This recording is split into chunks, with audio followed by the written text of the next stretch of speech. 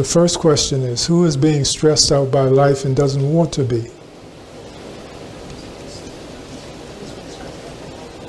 Okay, some hands go up. All right. Well, the good news is you've got a choice. You don't have to be. So because you are, it's because you're making a choice to suffer, or be stressful, or be uncomfortable, or to be incongruent with reality. So, why do you think you are in that position? Why are you suffering? I'm asking you personally. It's your personal suffering, right? I imagine projecting into a future, using my imagination to do so, and taking me out of the present moment. Okay. All right. So it seems to me that you know your problem and you know your solution too. So the real question is, why aren't you employing that wisdom that you have to relieve yourself of the stress that you feel? What is it about the stress that you feel that you are willing to own it and hold on to it? It's really an old habitual pattern that slowly letting go of. And by noticing it, I think I will. I hope so. Unless you want to hold on to it. Okay. So we have these 3 time zones that we can live in: the future, the past, and the present. And you're acknowledging that you are living in the future, which is terrifically stressful because there's nothing we can do about it because it doesn't exist yet. We can't fix it because it hasn't manifested yet. So, let it go. Craving and clinging, let it go. Come back to the present moment. What is one of the things that brings you in the present moment? Is focusing on something in the present moment, as opposed to telegraphing or projecting a future existence. Okay? You want to try? Yes. All right. So in my case, yeah, the certainty of something coming up in the future, taking your point just now, I realize what I could do about it is, rather than worry about how things could go in this future event, I could focus on what can I do about it right now. Maybe I can take some steps to prepare. It's usually associated with work or something like that. Okay. The wisdom tells us that the things we worry about, the things that we are projecting that will happen in the future, do they always come true?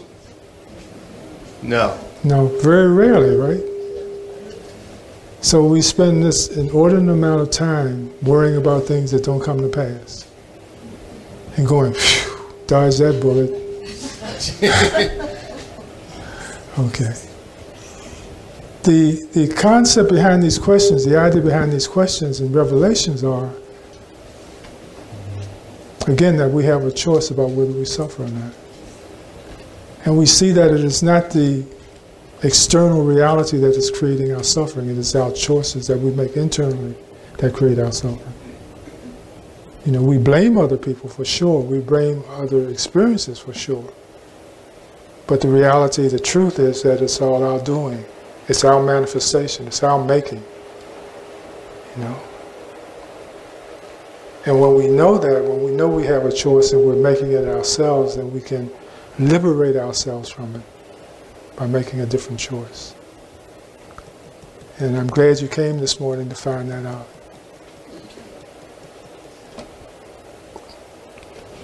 The young lady in the back.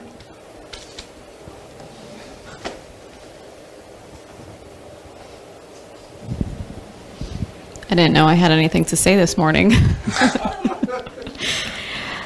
I think most of my suffering comes from my perceptions and my judgments. And currently right now personally right now my suffering is coming from attachment. Okay. And grief.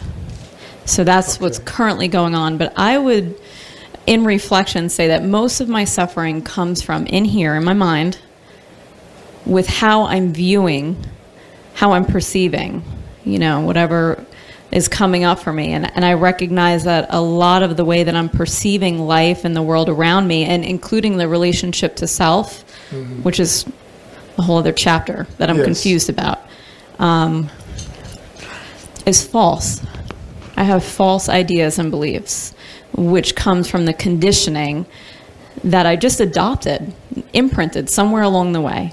And I find that this process has been a little bit of an undoing. And currently for me, that's very painful. And there's my suffering. So.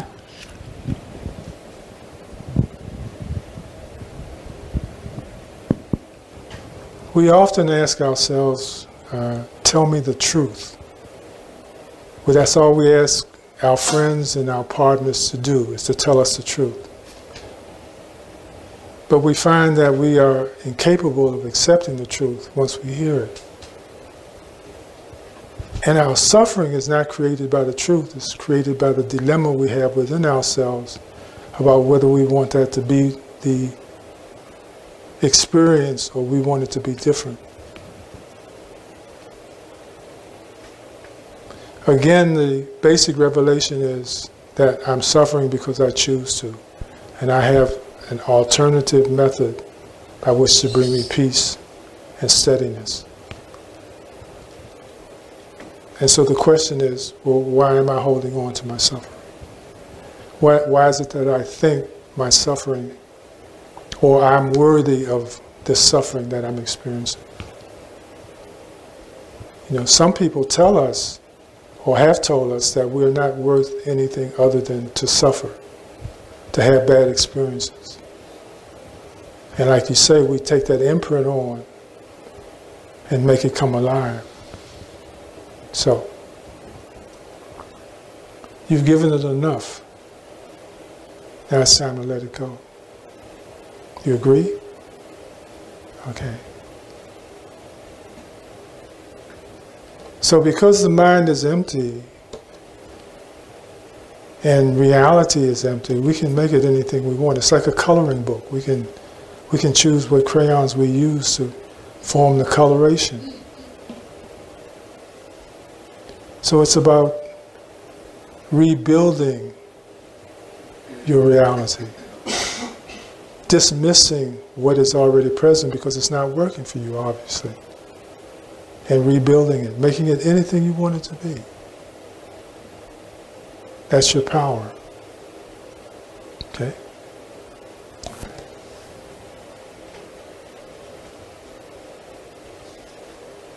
First of all, welcome back. How do you get that strong so you're able to do that? It's like sometimes I really think I have it together, and then it's like I go back in the world and it's like, wow, where was I?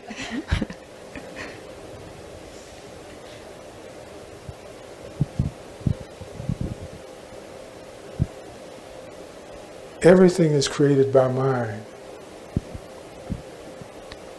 And what we learn is the way we see things is the way we see things. If I don't like it the way I see it, I can change it and see it a different way. The exercise is just to go into the experience and redefine it. Or we've heard it said this way: find something good in the bad that we see. It's never all bad. There's always something good we can find. And so in rearranging the particles of trash and garbage, if we find a treasure in that same heap, and we focus on that, and that becomes the moment of reality. So we find that we don't have to hold on to the the bad news. We can make it something different. We can make it something else. So the first thing to do is to let go of what you're holding on to that is stressing you out. You can't do anything about that.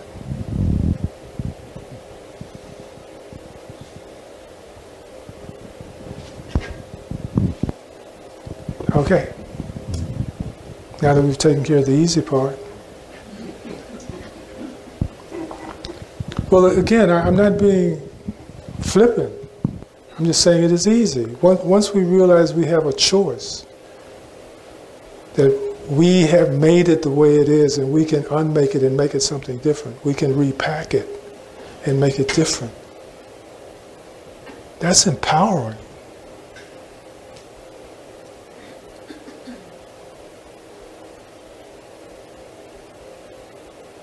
The fact that we realize we've got a choice, that's empowering.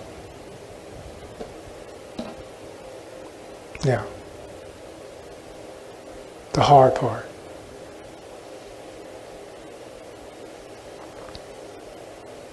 Can we hear silence?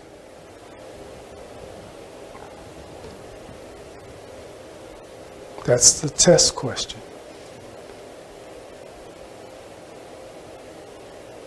Who thinks we can hear silence? Okay. All right.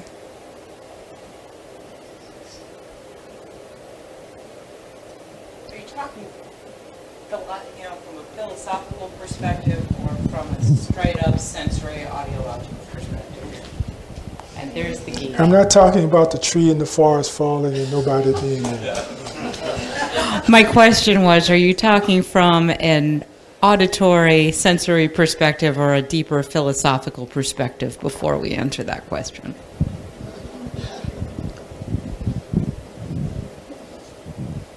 I'm being straight up and simple.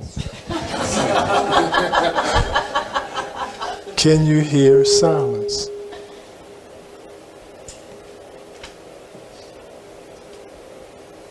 All right, can you hear what's not there?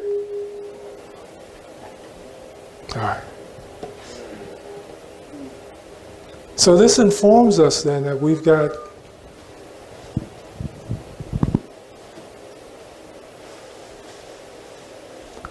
another mode of consciousness, awareness to utilize to be aware of silence. Yeah?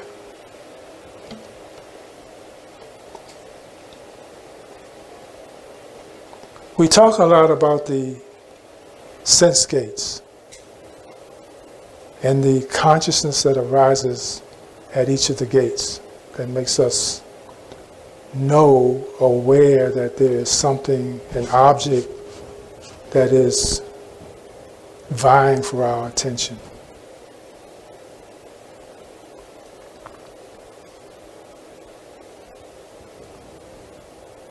But what I'd like to bring our attention to is that there is a subtler form of consciousness aside from the six sense consciousnesses that we talk about that are impermanent and fleeting and arising and passing away.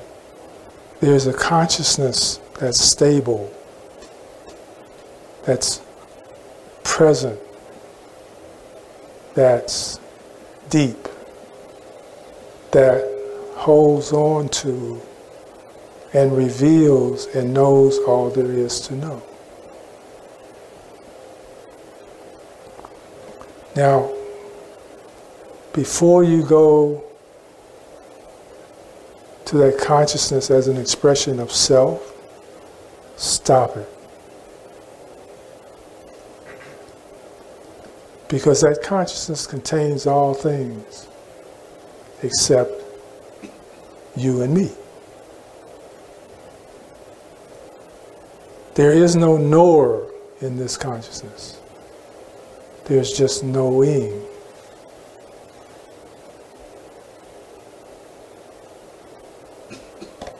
Any questions? Yes, Dina. I'm going to re-answer the question and see if I'm kind of on the right tangent. You may not recognize or be able to hear silence, but at both the sensory and conscious level, you are able to perceive or recognize the absence or presence of, and then make a choice to either attend to or not. But at both levels, you do have the adaptability to recognize the absence or presence of a sensory input or a conscious input, and then make decisions based on that. So you may not hear the silence, and black may be an absence of all color, but you are able to recognize the presence or absence of it through your sense gates and your consciousness. So what we're saying is we're talking about an awareness. Yes. Is that where you were going? That's where it is. A knowing. That's what consciousness is. Being conscious is knowing. Oh, we talk about awakening. We talk about being present. Yeah? So what we're talking about is an experience, a playing field, and where we can have a deeper knowing of reality, a deeper experience with reality that is not subject to the arising and passing away of Dhamma or phenomena, but that is a field, a place where we can get in touch with everything that arises and falls. Because we have that awareness of presence or absence. When we talk about the void, when we talk about emptiness, we know that we're not talking about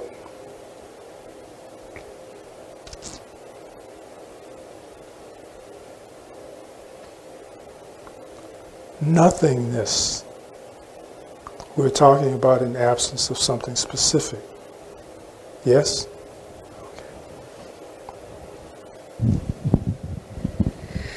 Good morning. Good morning.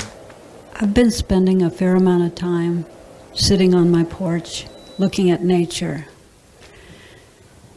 And what I'm working with right now is how quickly I conceptualize the clouds. So I'm trying to be aware when that happens and come back to the breath or to calm, joy, equanimity. Am I on the right path? Is it bringing you peace? Doing that exercise, is it bringing you peace? Yes. And you're on the right path?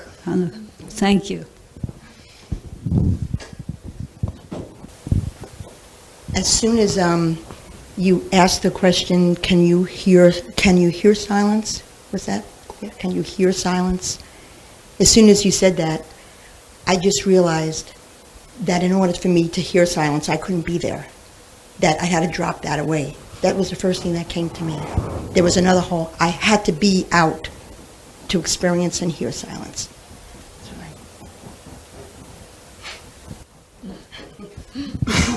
Wonderful.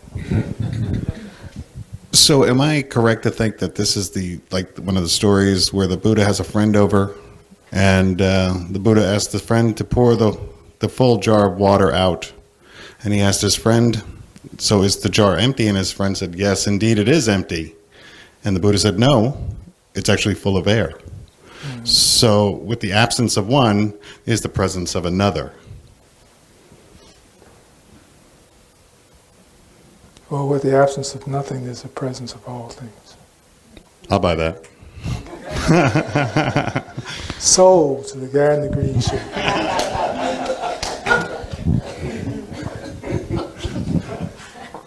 Okay. So, if there's no more profundity to share, let's go inside and access this place. Everybody ready?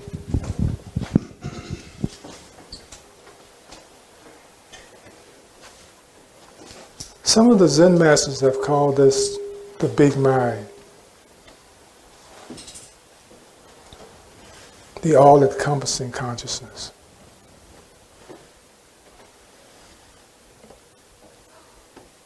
Be careful. The first trap, the first thing we always do is then begin by saying, I am conscious.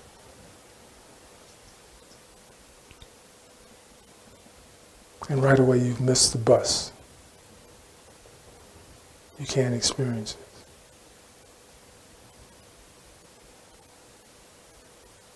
So, let's very softly close our eyes.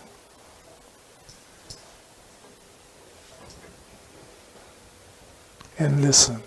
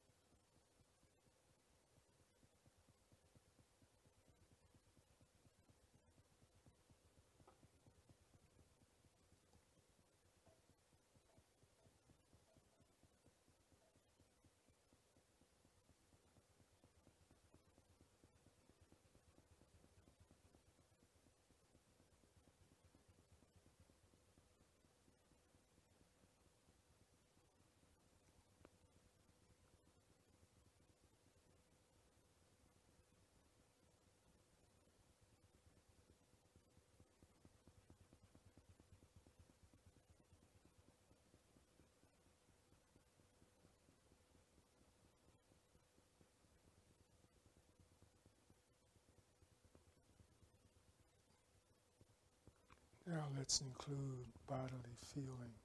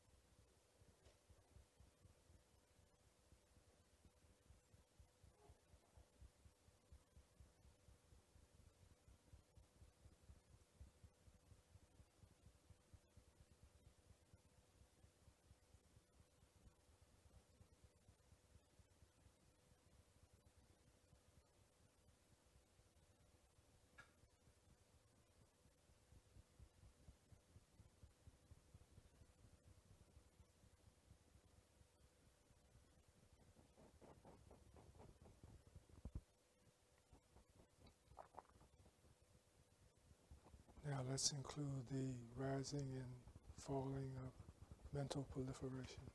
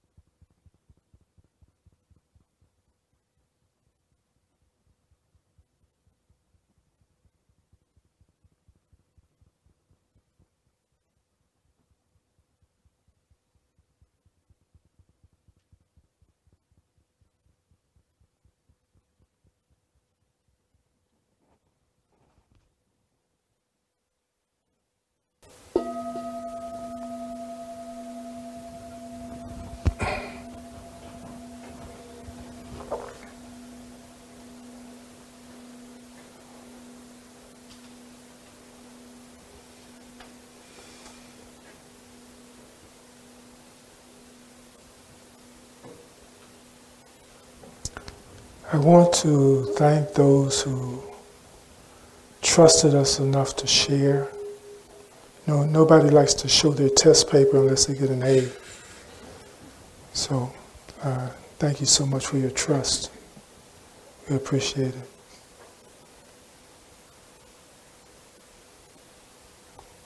Try to reside in that space of allness, knowingness as much as possible. You will begin to share that need of ownership with consciousness.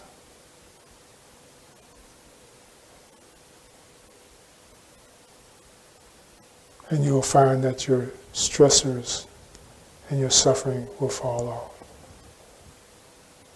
So, thank you so much.